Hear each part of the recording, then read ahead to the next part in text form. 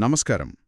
ఈరోజు మన దగ్గరున్న పత్రం చూస్తుంటే నిజంగా ఒక టైం మెషిన్లో 4000 ఏళ్లు వెనక్కి వెళ్ళినట్టుంది. నిజమే. ఇది మెసొపొటేమియాలో దొరికిన ఒక చిన్న మట్టి పలక. కాని ఈ పలక మీదున్న రాతలు మనల్ని ఆశ్చర్యపరిచే ఒక పెద్ద కథలోకి తీసుకువెళ్తాయి. అవును. బైబిల్లో మనందరికీ తెలిసిన అబ్రహాము కథకు ఈ చిన్న మట్టి పలకకు సంబంధమేమిటి? అదే ఈరోజు మన విశ్లేషణ. సరిగ్గా చెప్పారు. మన చేతిలో ఉన్నది కేవలం ఒక వస్తువు కాదు. ఒక రకంగా చెప్పాలంటే ఇది ఆ కాలపు పేస్లిప్. పేస్లిప్ ఆసక్తికరంగా ఉంది. అవును, జీతాల రికార్డు. మన మూలపత్ర రచయిత దీన్ని ఒక డిటెక్టివ్లాగా ఉపయోగించి చరిత్రను, నమ్మకాన్ని కలిపే ఒక అద్భుతమైన వాదనను నిర్మించారు. సరే, అయితే ఈరోజు మన పని రచయిత ఆలోచన విధానాన్నే అనుసరించడమే. అవును. ఒక పురాతన చట్టం దగ్గర మొదలుపెట్టి దేవుడి పోషణ అనే పెద్ద తాత్విక భావన వరకు ఎలా ప్రయాణించారో చూద్దాం. చాలా బావుంది. అయితే మొదట ఆ మట్టి పలక గురించే మాట్లాడుకుందాం. దాన్ని చూస్తేనే చాలా పాతదని తెలుస్తోంది. అసలు దాని కథేంటి? ఇది సుమారుగా క్రీస్తుపూర్వం 2350 నాటిది. 2350 అంటే ఈజిప్ట్లోని గిజా పిరమిడ్లు కట్టిన కొన్ని వందల సంవత్సరాల తర్వాత అన్నమాట. కరెక్ట్. దీన్ని గిర్సు అనే ఒక నగర రాజ్యంలో కనుగొన్నారు. అప్పట్లో దాన్ని ఉరూ ఇనిమ్ గినా అనే రాజు పరిపాలించేవాడు. ఓకే. ఈ పలకపై ఉన్న శాసనం ఆయన జారీ చేసిన ఒక చట్టానికి సంబంధించినది. చట్టమా? ఆ కాలంలోనే ఇంత వ్యవస్థీకృతంగా చట్టాలు ఉండేవంటే ఆశ్చర్యంగా ఉంది కదా. ఇంతకీ ఆ చట్టం దేని గురించి చెప్తోంది? అది బానిసలు లేదా ప్రభుత్వ కార్మికులకు ఇవ్వాల్సిన వేతనం గురించి. అంటే రాషన్. రాషన్. అందులో చాలా స్పష్టంగా ఉంది. పెద్దవాళ్లకి నెలకు 30 నుండి 40 పింట్ల బార్లీ, పిల్లలకు 20 పింట్ల బార్లీ ఇవ్వాలని రాసిపెట్టారు. వావ్, చాలా నిర్దిష్టంగా ఉంది. అవును. మనం చూస్తున్న ఈ నిర్దిష్ట పలక దాదాపు 200 మంది కార్మికులు, వారి పిల్లల రేషన్ లెక్కలను చూపిస్తోంది. అంటే ఇది ఒక చట్టం మాత్రమే కాదు, ఒక రకమైన అకౌంటింగ్ రికార్డు కూడా అన్నమాట. ఆ కాలంలో బార్లీనే కరెన్సీలా వాడేవాళ్లు కదా. అంతేగా, ఇది ఆ కాలపు సమాజం గురించి చాలా చెబుతుంది. ఒకటి, పరిపాలన ఎంత పటిష్టంగా ఉండేదో తెలుస్తోంది. నిజమే. పన్నులు వసూలు చేయడం, వాటిని మళ్లీ ప్రజలకు రేషన్ రూపంలో పంచడం, ఇదంతా ఒక వ్యవస్థీకృత ప్రభుత్వాన్ని సూచిస్తుంది. 2, కార్మికుల అవసరాలను గుర్తించారు. వారికి కనీస ఆహారం అందేలా చూడాలనే ఆలోచన ఉంది. ఇది కేవలం దోపిడీ వ్యవస్థ కాదు, ఒక రకమైన సామాజిక బాధ్యత కూడా కనిపిస్తోంది. అవును, అది ముఖ్యమైన పాయింట్. మూలపత్ర రచయిత ఇంకో చిన్న విషయాన్ని కూడా గమనించారు. ఏమిటది? ఆ పలకపై అక్షరాలు చెక్కిన లేఖరి నైపుణ్యం. ఆ క్యూనిఫామ్ లిపిని తడిమట్టిపై చెక్కడం అంత సులభం కాదు. కాని ఈ పలకపై అక్షరాలు చాలా స్పష్టంగా, క్రమపద్ధతిలో ఉన్నాయి. అంటే ఆ కాలంలో విద్య, నైపుణ్యం కూడా బాగా అభివృద్ధి చెందినాయని చెప్పొచ్చు. తప్పకుండా. సరే, ఇదంతా ఆ పలక చారిత్రక నేపథ్యం. చాలా ఆసక్తికరంగా ఉంది. కానీ మన మూలపత్ర రచయిత కేవలం దీన్ని ఒక చారిత్రక వస్తువుగా చూసి వదిలిపెట్టలేదు కదా. లేదు, అస్సలు లేదు. ఇక్కడ్నుండే అసలు కథ మొదలవుతుంది. వారు దీన్ని అబ్రహాముతో ఎలా ముడిపెట్టారు? అవును, ఇక్కడే రచయిత ఒక పెద్ద ముందడుగు వేశారు. అబ్రహాము జీవించిన కాలం సుమారుగా క్రీస్తుపూర్వం 2100. అంటే ఈ పలక పుట్టిన 250 ఏళ్ల తర్వాత. ఓకే. రచయిత ఊహ ఏంటంటే గిర్సులో ఉన్న ఈ రేషన్ వ్యవస్థ లాంటిదే అబ్రహాము కాలంలో కూడా మెసొపొటేమియా అంతటా వాడుకలో ఉండి ఉండవచ్చు. ఒక్క నిమిషం, ఇక్కడే నాకొక సందేహం వస్తోంది. రచయిత కూడా దీన్ని ప్రస్తావించారు కదా. అవును. బైబిల్ ప్రకారం అబ్రహాము నివసించింది ఊర్నగరంలో. ఈ పలక దొరికిందేమో గిర్సులో. ఆ కాలంలో ఇవి వేర్వేరు నగర రాజ్యాలు. నిజమే. మరి ఒకరి చట్టం మరొకరికి వర్తిస్తుందని ఎలా చెప్పగలం? ఇది రచయిత తన వాదనకు బలం చేకూర్చుకోవడానికి చేస్తున్న ఒక ఊహాగానంలాగా అనిపించడం లేదా? ఇది చాలా మంచి ప్రశ్న. నిజానికి రచయిత కూడా ఈ సమస్యను దాచిపెట్టలేదు, చాలా నిజాయితీగా ఒప్పుకున్నారు. అవునా? అవును. గిర్సు చట్టం ఊర్లో అమల్లో ఉండండని చెప్పడానికి మన దగ్గర ప్రత్యక్ష ఆధారం ఏమీ లేదు. అంతేకాదు, చరిత్రలో మనకు బాగా తెలిసిన ఊర్నమ్ము, హమ్మురాబి శాసనాలు కూడా అబ్రహాము కాలం తర్వాతే వచ్చాయి. అంటే రచయిత ఇక్కడ ఒక ఖచ్చితమైన చారిత్రక వాస్తవాన్ని చెప్పడం లేదు, బదులుగా ఒక వాట్ ఇఫ్ దృశ్యాన్ని సృష్టిస్తున్నారు. ఒకవేళ ఇలా ఉండి ఉంటే అన్నట్టుగా. సరిగ్గా. ఒకవేళ అబ్రహాము కాలంలో ఇలాంటి వ్యవస్థే ఉండి ఉంటే దాని పర్యవసానాలు ఎలా ఉండేవి అని ఆలోచించమని మనల్ని ప్రోత్సహిస్తున్నారు. ఇది చరిత్ర నుండి ఒక కొలమానాన్ని అరువు తెచ్చుకోవడం లాంటిది. అర్థమైంది. అంటే ఈ పలకను ఒక ఖచ్చితమైన సాక్ష్యంగా కాకుండా ఆ కాలపు ఆర్థిక వ్యవస్థను అర్థం చేసుకోవడానికి ఒక ఉదాహరణగా ఒక టూల్గా వాడుకుంటున్నారన్నమాట. ఎగ్జాక్ట్లీ, ఒక టూల్. సరే, ఆ టూల్ను ఉపయోగించి రచయిత ఏ పెద్ద విషయాన్ని నిరూపించాలనుకుంటున్నారు? వారు నేరుగా బైబిల్లోని ఆదికాండం 14వ అధ్యాయానికి వెళ్తారు. అక్కడొక చిన్న వాక్యముంటుంది. చాలామంది దాన్ని పెద్దగా పట్టించుకోరు. అదేంటి? అబ్రాహాము ఇంట్లో పుట్టి శిక్షణ పొందిన సైనికులు 318 మంది ఉన్నారు అని. రచయిత దృష్టి మొత్తం ఈ 318 అనే సంఖ్యపైనే ఉంది. 318 మంది సైనికులు. అది అబ్రహాము ఎంత శక్తివంతుడో చూపిస్తుంది. కానీ దీనికి మన రేషన్ పలకకు సంబంధమేమిటి? సంబంధం అక్కడే ఉంది. రచయిత వాదన ప్రకారం కేవలం పోరాడటానికి శిక్షణ పొందిన పురుషులే 318 మంది ఉన్నారంటే. ఓకే. వాళ్ళ కుటుంబాలు అంటే భార్యలు, పిల్లలు, వృద్ధులు, ఇతర పనివాళ్లు, బానిసలు అందర్నీ కలిపితే ఆ సంఖ్య ఎంతుంటుంది? అమ్మో, సులభంగా 1000 మందికి పైగా ఉండొచ్చు. ఖచ్చితంగా. అది ఒక చిన్న సైన్యం కాదు, ఒక చిన్న ఊరు లాంటిది. ఓకే, ఇప్పుడు నాకు నెమ్మదిగా అర్థమవుతుంది. రచయిత ఉద్దేశమేంటంటే అబ్రహాము ఊరు నగరం నుండి కనానుకు వలస వెళ్ళినప్పుడు ఆయన ఒక్కడే వెళ్ళలేదు. తనతో పాటు ఒక చిన్న పట్టణాన్నే తీసుకెళ్లాడు. సరిగ్గా అదే. ఇప్పుడు ఊహించండి, 1000 మందికి పైగా ఉన్న సమూహానికి ప్రతిరోజూ ఆహారం, నీళ్లు అందించాలి.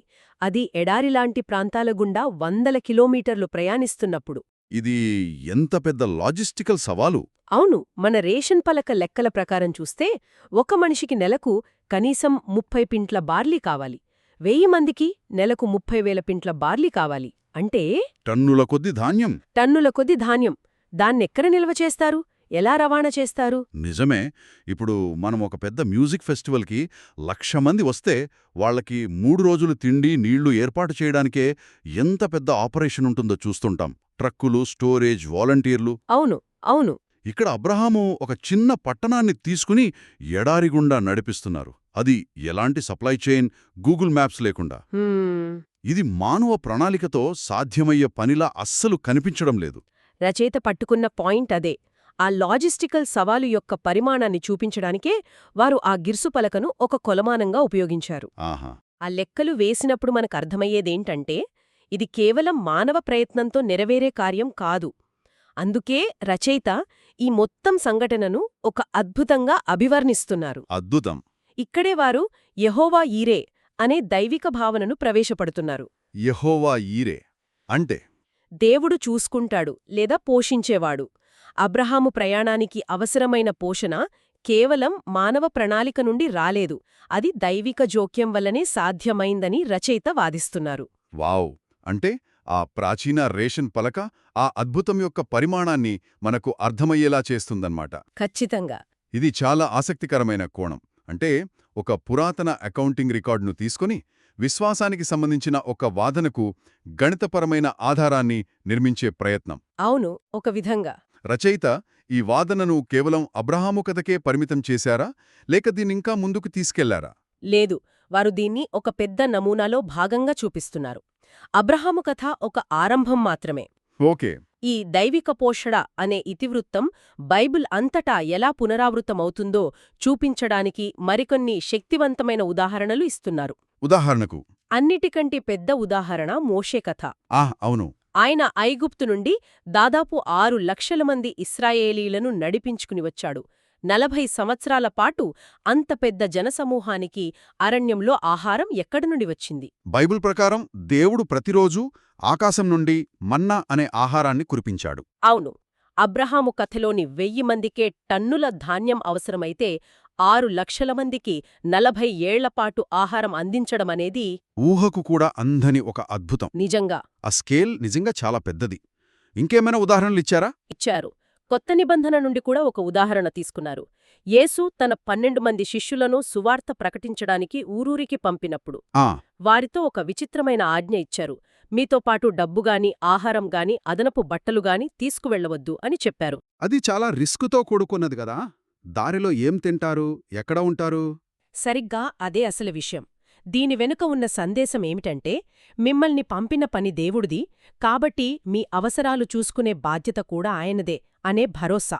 అంటే ఇది ఆచరణాత్మక విశ్వాసానికొక పరీక్ష లాంటిదా? ఖచ్చితంగా. మీ పోషణ యొక్క మూలం మీ జేబులో ఉన్న డబ్బు కాదు, మిమ్మల్ని పంపిన దేవుడు అని చెప్పడం. అంటే అబ్రహాము మోషే కథల్లో భారీ స్థాయిలో జరిగిన పోషణ ఇక్కడ శిష్యుల విషయంలో వ్యక్తిగత స్థాయిలో కనిపిస్తోందన్నమాట. అవును. చివరగా రచయిత ఈ వాదనను మనందరి జీవితాలకు అన్వయించడానికి మత్తయి సువార్తలోని ఒక ప్రసిద్ధ వాక్యాన్ని ఉటంకించారు. ఆకాశపక్షులను చూడండి. అవును, అవి విత్తవు, కోయవు, కొట్లలో కూర్చుకొనవు, అయినను మీ పరలోకపు తండ్రి వాటిని పోషించుచున్నాడు. మీరు వాటికంటే బహుశ్రేష్ఠులు కారా? ఈ వాక్యంతో రచయిత తన వాదనను ఒక సార్వత్రిక సూత్రంగా మారుస్తున్నారు. ఒక పెద్ద సమూహం యొక్క ప్రయాణమైనా, ఒక వ్యక్తి యొక్క రోజువారీ అవసరాలైనా వాటిని చూసుకునే పోషకుడు ఒకరున్నారనే నమ్మకాన్ని అందిస్తున్నారు. చాలా లోతైన విశ్లేషణ. ఒక చిన్న దుమ్ముపట్టిన మట్టిపలకతో మొదలుపెట్టి రచయిత మనల్ని చరిత్ర, గణితం మరియు విశ్వాసం గుండా ఒక అద్భుతమైన ప్రయాణం చేయించారు. నిజంగా. మరి ఈ పత్రం ముగింపులో రచయిత ఇచ్చే తుది సందేశమేమిటి? ముగింపు చాలా స్పష్టంగా, సూటిగా ఉంటుంది. రచయిత మనకొక పిలుపునిస్తున్నారు. ఓకే. మన పితరుడైన అబ్రహాములాగే మనం కూడా విశ్వాసంతో ఒక అడుగు ముందుకు వేయాలని, మన భవిష్యత్తు గురించి, మన అవసరాల గురించి అతిగా ఆందోళన చెందకుండా మనల్ని పిలిచిన దేవునిపై ఆధారపడాలని చెబుతున్నారు. తమ వాదనకు ముగింపుగా మిమ్మును పిలుచువాడు నమ్మకమైనవాడు గనక అలాగు చెయ్యును అని తెస్సలోని కయ్యున పత్రికలోని వాక్యాన్ని ఉటంకించారు. అంటే అంతిమంగా ఈ మొత్తం విశ్లేషణ యొక్క లక్ష్యం చారిత్రక వాస్తవాలను నిరూపించడం కాదు. ఆ వాస్తవాలను ప్రేరణగా తీసుకుని విశ్వాసాన్ని బలపర్చడం. సరిగ్గా. అద్భుతం. ఈరోజు చర్చలో ఒక 4300 ఏళ్ల నాటి రేషన్ చట్టం కేవలం ఒక చారిత్రక అంశంగా మిగిలిపోకుండా దైవిక పోషణ, నమ్మకం వంటి పెద్ద తాత్విక ప్రశ్నలను అడగడానికి ఎలా ఒక సాధనంగా మారిందో చూశాం. ఇది చరిత్రను, ఆధ్యాత్మికతను కలిపే ఒక అరుదైన ప్రయత్నం. అవును. చివరిగా శ్రోతల కోసం ఒక ఆలోచనను వదిలివెళ్దాం. తప్పకుండా. ఈ విశ్లేషణలో రచయిత చేసిన అత్యంత సృజనాత్మకమైన పని ఏమిటంటే ఒక పౌరాణిక ప్రయాణం వెనుక ఉన్న లాజిస్టిక్స్ గురించి ఆలోచించడం. నిజమే, మనం దాన్నెప్పుడూ పట్టించుకోం. మనం సాధారణంగా కథల్లోని వీరత్వాన్ని, భావోద్వేగాలను చూస్తాం. కాని ఆ కథల వెనుక ఉన్న ఆచరణాత్మక సవాళ్లను విస్మరిస్తాం. ఇది మనల్ని ఒక ప్రశ్న అడిగేలా చేస్తోంది. మనం చదివే ఇతర చారిత్రక లేదా పౌరాణిక ప్రయాణాల వెనుక ఉన్న ఆర్థిక శాస్త్రాన్ని, లాజిస్టిక్స్ను మనం ఎంత తరచుగా విస్మరిస్తామో. మంచి ప్రశ్న.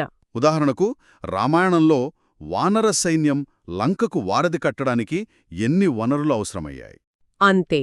లేదా మహాభారతంలో 18 రోజుల కురుక్షేత్ర యుద్ధంలో లక్షలాది సైనికులకు ఆహారం, ఆయుధాలు ఎలా సరఫరా అయ్యాయి? ఒకవేళ మనం ఈ కథలను కూడా ఈ లాజిస్టికల్ కోణంలో చూడటం ప్రారంభిస్తే మనకు ఎలాంటి కొత్త దృక్కోణాలు, ఎలాంటి కొత్త అవగాహనలు లభిస్తాయి. ఇది ఆలోచించాల్సిన విషయం.